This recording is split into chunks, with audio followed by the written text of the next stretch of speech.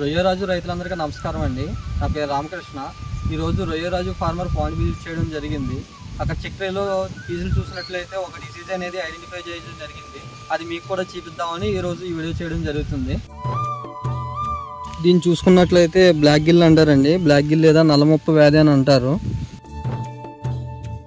ఈ బ్లాక్ గిల్ అనేది ఏ కారణాల వల్ల వస్తుందో తెలుసుకుందాం. ఈ బ్లాక్ గిల్ని నల్లముప్ప వ్యాధి కూడా అని అంటారు.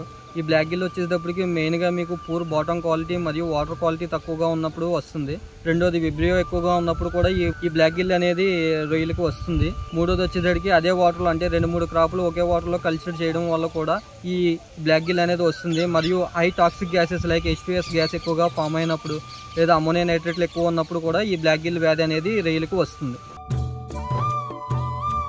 ఈ బ్లాక్ గిల్ని కంట్రోల్ చేయడానికి good water and soil probiotics అయితే వాడుకోవాలండి. ఈ బ్లాక్ గిల్ని వెంటనే తగ్గించుకోవడానికి hydrogen peroxide evening time apply చేయడం వల్ల ఈ బ్లాక్ గిల్ని కంట్రోల్ చేసుకోవచ్చు. మన రొయ్యరాజు యాప్ని డౌన్లోడ్ చేసుకొని లబ్ధి పొందండి.